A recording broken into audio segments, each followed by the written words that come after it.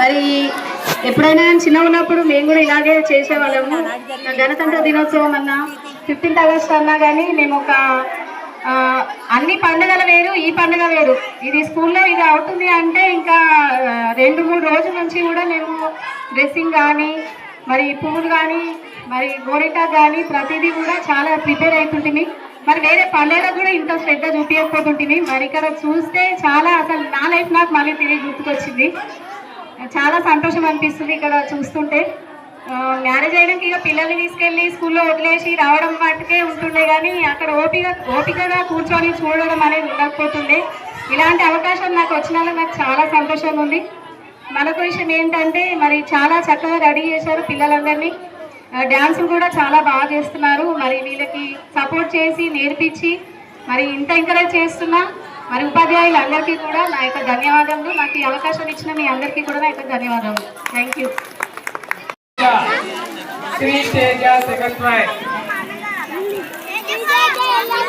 Second class, first prize,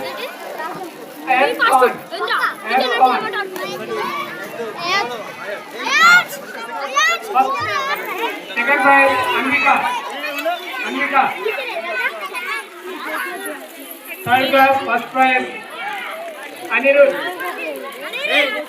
Second prize, Khan.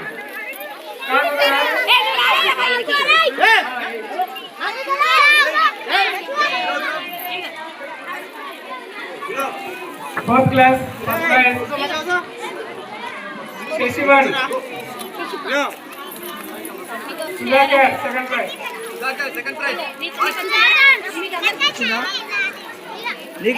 Girls, first prize, Avanti.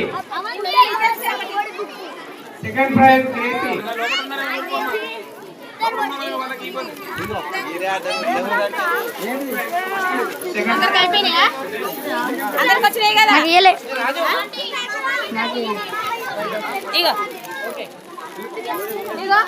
Fourth class, spoon race, first prize, Priyanka. Second prize, Gracie.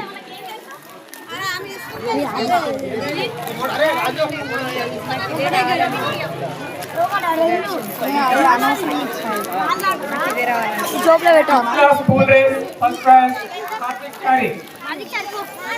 Second prize, Kirtana.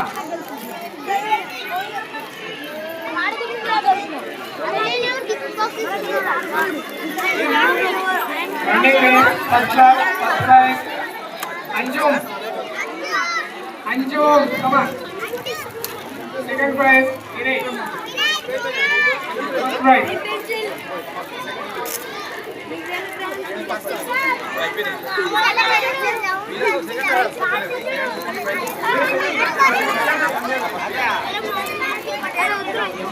Second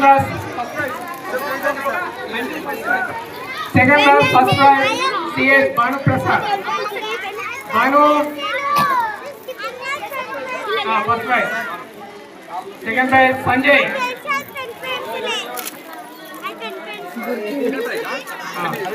Third class, first prize, Chandravadan. Second prize,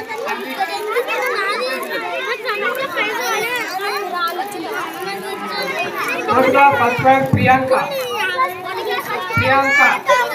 Second prize, Jasita.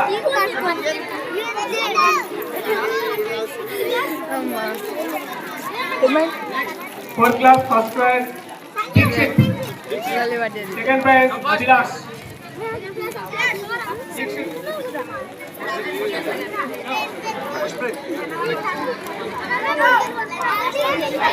Sixth class, first prize, Navalika. Lakshmi, second prize.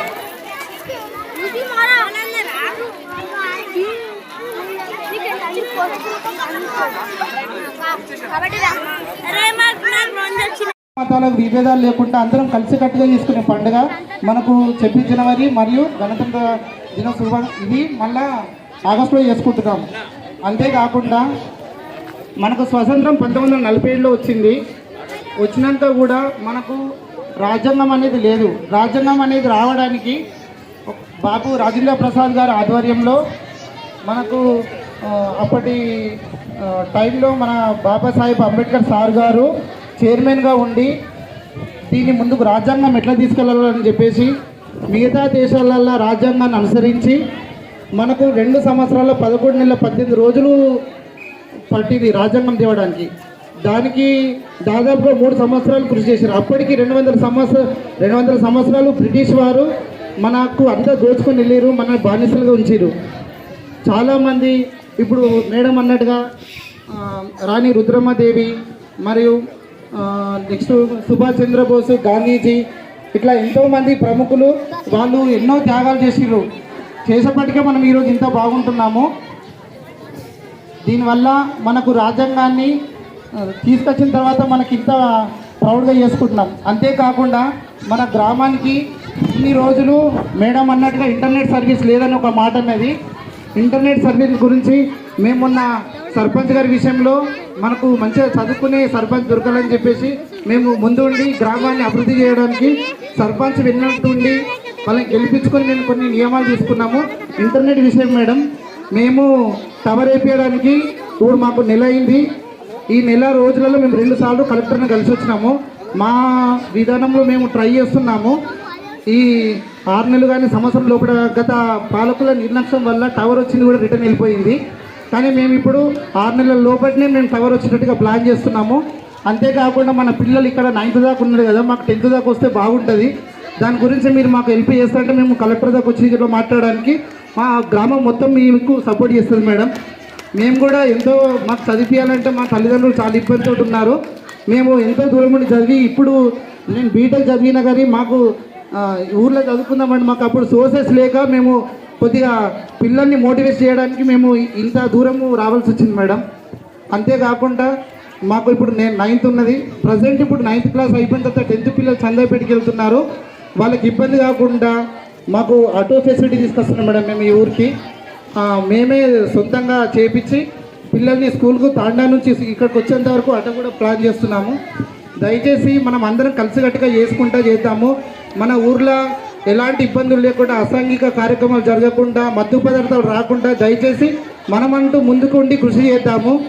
ఏది చెడు జరిగినా కానీ immediately social media ద్వారా బయట తీసుకొస్తేనే వీళ్ళందరూ భయపడుతూ చేస్తుంటారు. ఎన్నో పాటే జరిగినాయి, అవి రిపీట్ కాకుండా మనం ముందుండి నడిపిద్దాం. నాకెందుకు ఇన్ని రోజులు ఊరుకున్నందుకు చాలా ఊరు ఖరాబ్ అయిపోయింది. ఈ ఊరు మంచిగా ఉండాలని మనం అందరం ముందుకు రావాలి. అంతేకాకుండా ఈ చిన్నపిల్లలు ఇన్ని సాంస్కృతిక కార్యక్రమాలు చేయడానికి ఎంతో ఖర్చుతో కూడుకున్నది. అది మనం ఎవరు ఇస్తలేము, కానీ మేడం వాళ్ళకి ఎట్లా ఖర్చు అవుతుందో తెలియదు. కానీ తన శ్రద్ధగా తీసుకొని నా పిల్లలు అన్నట్టుగా తీసుకొని మనకు ఇంతగా ఒక 2 hours టైమింగ్ పీరియడ్లో ఇంత నడిపిస్తున్నారు. అయినా కానీ ఈ కృషి వల్ల మన మెదక్ జిల్లాలో టాప్గా చెట్లతిమ్మేపల్లి గిఫ్ట్ తీసుకుంది, ఏది ప్రైజ్ మనీ తీసుకుంది, ఏదో కలెక్టరేట్లో. ఇంత ఒక విలేజ్ అనేది మనకు ఇంత మెదక్ జిల్లాలో మన విలేజ్ అనేది చెట్లతిమ్మపల్లిని అక్కడ కనిపించడం అంటే మామూలు విషయం కాదు. వాళ్ళు ఎంతో పట్టుదల కృషి ఉంటేనే ఇట్లా జరుగుతుంది. దయచేసి ఇట్లాంటి సాంస్కృతిక కార్యక్రమాలు మోటివేట్ చేసే వాళ్ళకి మనం ఎప్పటికీ సపోర్ట్ ఉందామని తెలియజేస్తూ నా ఉపన్యాసాన్ని ముగిస్తున్నాను.